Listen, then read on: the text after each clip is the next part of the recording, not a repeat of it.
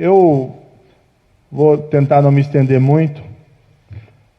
Sempre dizem lá que se a última coisa entre a audiência e o almoço é a sua palestra, seja breve. Eu sempre faço essa piada, né? O pessoal do Ministério aqui, lá vem o ministro com a piada de novo.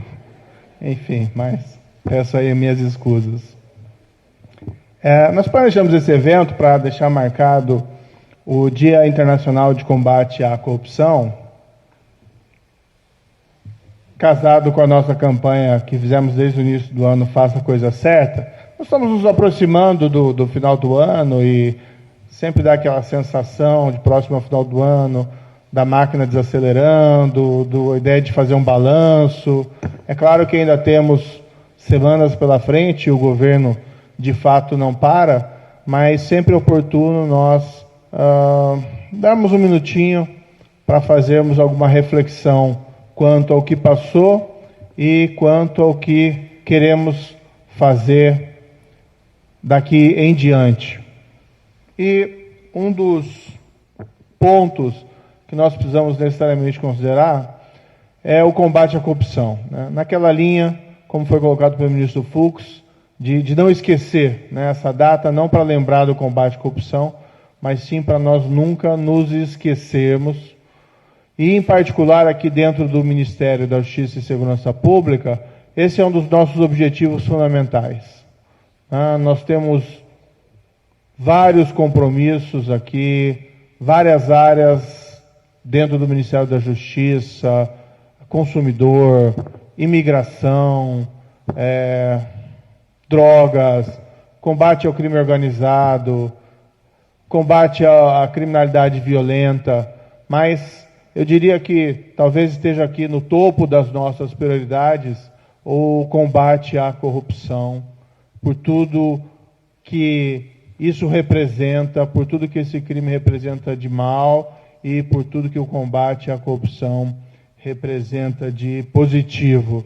Então, muito pertinente que nós possamos fazer essas reflexões no presente dia.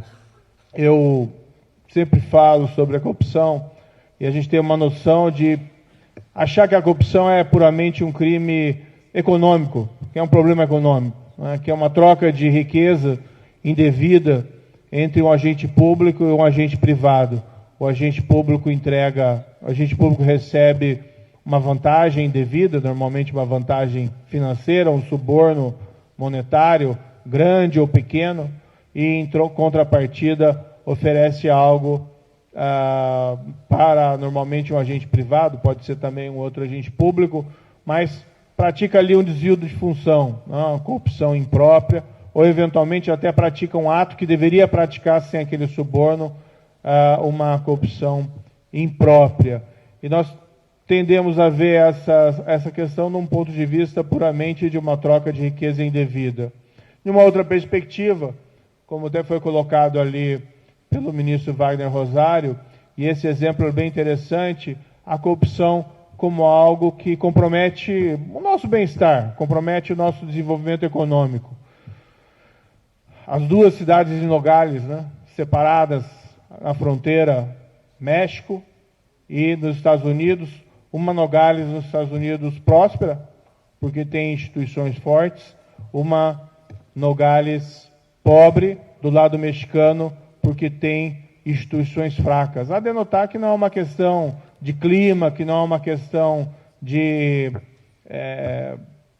origem cultural ou uma questão relativa ao perfil da população, sim, mais uma questão relativa às instituições. E não é possível construir instituições fortes sem, ou melhor, não é possível construir instituições fortes com um quadro de corrupção. Então nós tendemos também muitas vezes a ver a corrupção como um mal que compromete as nossas oportunidades como país, né? Para os indivíduos que moram no país, mas também no país, compromete o nosso desenvolvimento econômico. O custo da corrupção, todos esses subornos que nós descobrimos nesses casos criminais no passado, normalmente transferidos aí as despesas aos cofres públicos.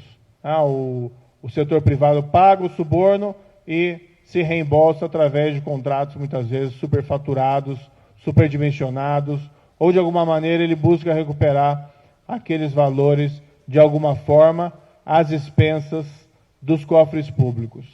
Nós tendemos a ver a corrupção nessas perspectivas, mais de riqueza, mais de economia, mas ela tem uma outra perspectiva que é importante nós não nos esquecermos. Acima de tudo, o crime de corrupção é um crime contra a confiança. Ele atinge a confiança. O cidadão tem no agente público, ele deposita no agente público, aquele que assume esse cargo, seja um cargo por concurso, ou seja um cargo através de uma eleição, ele deposita no servidor, no agente, aquela confiança de que o servidor, de que o representante vai fazer a coisa certa, vai perseguir o interesse público. Afinal, ele não foi eleito, ou ele não assumiu esse cargo público para perseguir interesses próprios. Ele não está ali para defender interesses especiais de algum setor específico econômico. Ele está ali, acima de tudo, para defender o bem-estar público, para defender o interesse público. É claro que, dentro de uma democracia plural, sempre pode haver alguma divergência no que vem a ser o interesse público, no que pode ser a medida mais consistente com a maximização do bem-estar público, a maximização do bem-estar de todos, o atendimento do interesse público. Mas se parte desse pressuposto, essa é a confiança depositada no cidadão comum, no servidor ou no seu representante. E a corrupção, ela mina basicamente essa confiança, né? Dificultando a construção de instituições sólidas. Quando há essa quebra de confiança, e se essa quebra de confiança for disseminada, o que nós temos aqui é um abalo da credibilidade e da própria legitimidade das instituições. Foi isso que aconteceu no passado, um nível de corrupção tão disseminado que acabou afetando a própria estabilidade de regimes de governos anteriores. Então, a corrupção, mais do que um crime econômico, mais do que a sua dimensão econômica, ela tem essa dimensão específica de que em determinado nível, ou melhor, ela sempre abala a confiança, né? Quando a corrupção é individual. Mas quando a corrupção é disseminada, ela abala essa confiança que o cidadão deposita no agente público de uma maneira mais disseminada, de uma maneira mais profunda, o que, em um último nível, pode comprometer até mesmo a confiança no regime democrático. Por isso, talvez mais do que tudo, a corrupção afeta a nossa capacidade como nação, como povo, de autodeterminação. Ela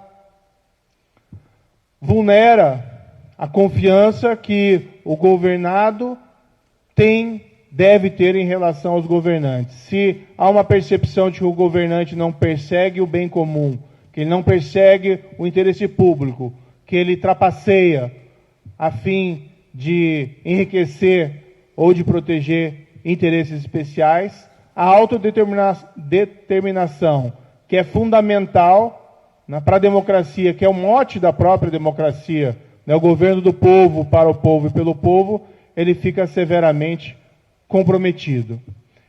Não existe nesse quadro outra alternativa, especialmente para nós aqui que queremos nos firmar como uma nação próspera, como uma nação democrática, como uma nação plural e como uma nação que persegue o governo de leis e não o governo dos interesses especiais, como uma nação que persegue o Estado de Direito, que persegue o império da lei.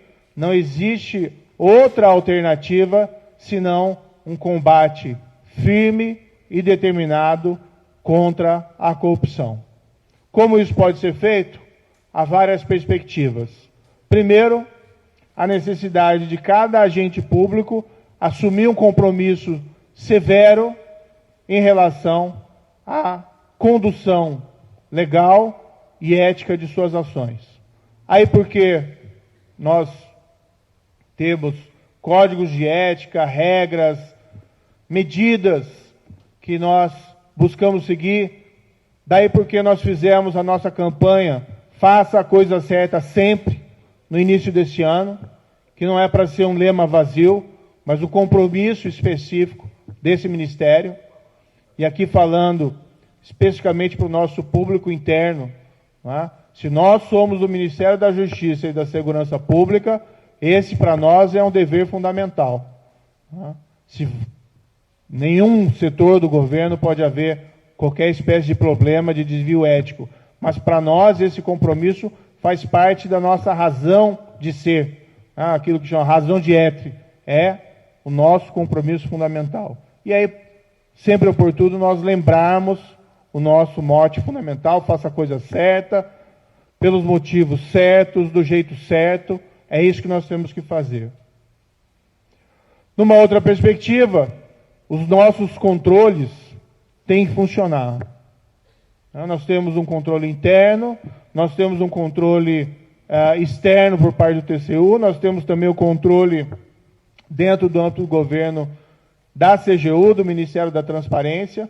Esse controle também é significativo para a identificação de eventuais desvios de corrupção dentro do setor público. Nós temos que perseguir ser virtuosos, exercendo o nosso autocontrole, mas, por outro lado, nós também temos que fortalecer os mecanismos de controle. Nós não podemos confiar apenas em nossas virtudes ou que nós somos todos virtuosos, nós precisamos ter esses controles, e esses controles têm que ser efetivos. Não podem ser controles meramente formais, que por vezes são controles que até, vamos dizer, atrapalham a condução, a boa realização, a ação efetiva por parte do governo, mas na prática não trazem identificação real de malfeitos. Nós podemos fazer uma crítica olhando para o passado, todos esses escândalos de corrupção, por exemplo, que foram revelados no âmbito da Operação Lava Jato, nada disso foi detectado por controles internos ou mesmo pelo controle administrativo externo do TCU. E eles já existiam. Os controles têm que ser reais, têm que ser efetivos, e nós precisamos olhar a substância e não necessariamente um apego excessivo à forma. Claro que a forma também é relevante, mas não a forma, um apego, análise burra da forma, deixando passar esses vários escândalos e esses desvios. E na terceira perspectiva, nós temos que ter o controle repressivo. Gostaríamos de viver num mundo sem direito penal, sem processo penal, sem que nós precisássemos também discutir sanções administrativas. Mas não vivemos no mundo dos anjos, sim no mundo dos homens, do mundo das mulheres, aqui me permite a utilização num contexto não tão positivo. Pessoas que são falhas, pessoas que eventualmente se desvirtuam, e nós precisamos ter mecanismos punitivos, efetivos, em relação a más condutas, em relação principalmente à corrupção, seja no setor público, ou seja, daqueles que dela participam dentro do setor privado. A prática de crime sempre envolve uma análise de risco, sempre envolve uma análise de oportunidade e de possibilidade de sancionamento.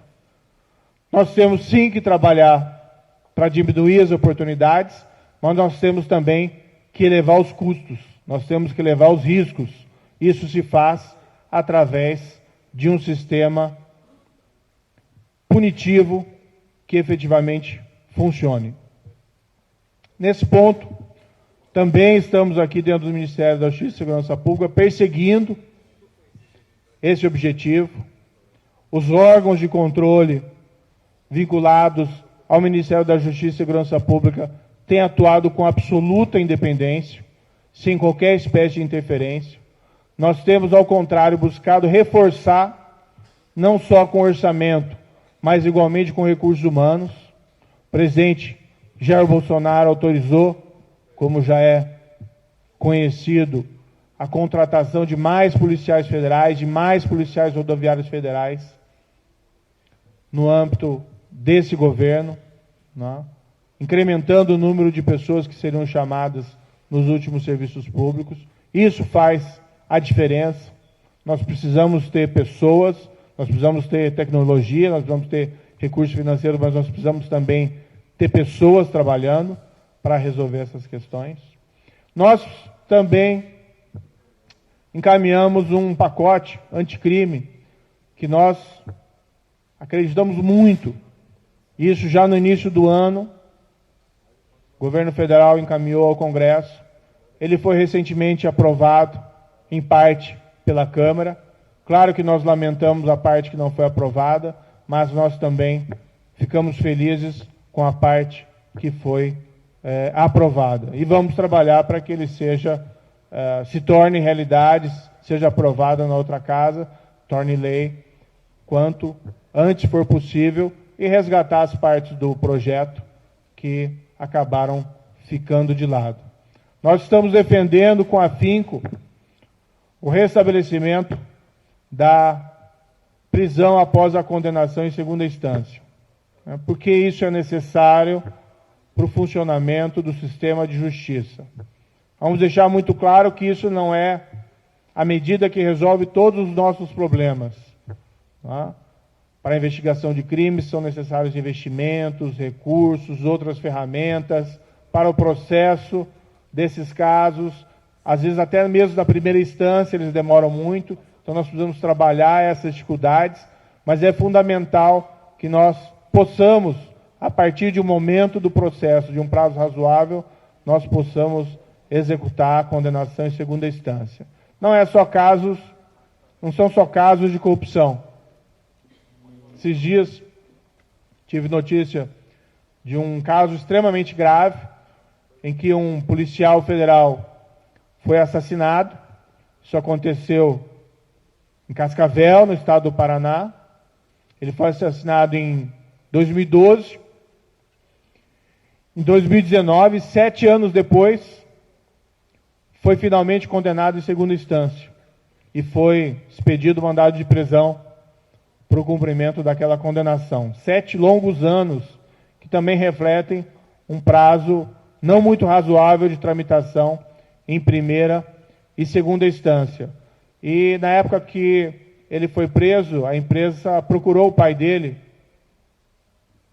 Geraldo, o nome do pai, e essa pessoa, tendo em vista a prisão finalmente do algoz do filho, fez uma pequena comemoração, uma comemoração ressentida, evidentemente, não de júbilo por ver o assassino ser preso, mas sim por ver a justiça ser realizada. Mas houve ali um pequeno lamento, né, que isso, apesar de necessário, não trazia o filho de volta, e que a esposa, que era mãe da vítima, havia infelizmente falecido antes de ver a justiça ser realizada nesses longos 7 anos.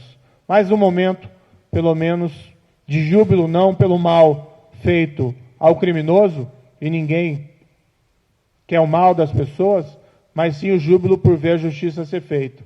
Ocorre que, não muito tempo depois, logo após a revisão pelo Supremo Tribunal Federal do precedente, o assassino foi novamente posto em liberdade. Flagrante denegação de justiça. Típico dia, talvez, que nós poderíamos dizer que ficamos com vergonha de nós mesmos por falharmos, né, como país, como nação, de prestar justiça em um caso dessa espécie. Eu sempre tenho dito que nós respeitamos a decisão do Supremo Tribunal Federal. O Supremo Tribunal Federal é uma instituição fundamental para a democracia, Mas nós discordamos desse precedente. Nós entendemos que a execução em segunda instância é fundamental para que o sistema de justiça funcione, para que nós possamos reduzir a impunidade. E com a redução da impunidade, nós só não possamos realizar justiça nessa geração e não em gerações seguintes, mas igualmente reduzir o número de crimes, aumentando o risco para quem comete esses delitos. Então não é só corrupção, é também para toda outra espécie de crime. Mas para a corrupção é fundamental, em particular em relação à grande corrupção. Porque são normalmente os criminosos poderosos que conseguem manipular o sistema de forma a prevenir que a justiça se realize em um prazo razoável. E uma das principais lacunas, uma das principais aberturas que existe para tanto, consiste exatamente na propositura de recursos sem fins perante os tribunais superiores. E não adianta culpar o advogado, não adianta culpar o próprio criminoso que se vale desses instrumentos. O que nós devemos culpar é a disponibilização pela lei desses próprios instrumentos. Nada mais oportuno de que nós temos, na data de ontem, a comemoração do Dia Nacional da Justiça e na data de hoje, do Dia Internacional de Combate à Corrupção. Quero finalizar dizendo a todos, para que saibam que o compromisso do Ministério da Justiça e da Segurança Pública no combate à corrupção permanece o mesmo, permanecerá o mesmo, amanhã, depois, nos anos seguintes. Podem ter a confiança de que aqui nós vamos sempre buscar fazer a coisa certa, sempre. Seja evitando que a corrupção se instale nesse mesmo ministério, seja identificando o que não espero que ocorra, mas sempre pode ocorrer eventualmente, identificando pontuais desvios de conduta e punindo esses desvios, e igualmente buscando controlar, melhorar os instrumentos de controle disponíveis à população, por alteração de lei, por investimento em investigação, investimento dos órgãos policiais. A nossa responsabilidade é um combate inclemente, intolerante, e aqui nós talvez seja o único setor que nós podemos ser intolerantes, inclemente, intolerantes, sem vacilos contra a corrupção. O bom é saber que, embora seja essa uma missão do Ministério da Justiça e Segurança Pública, eu tenho certeza que nós não estamos sozinhos. Muito obrigado.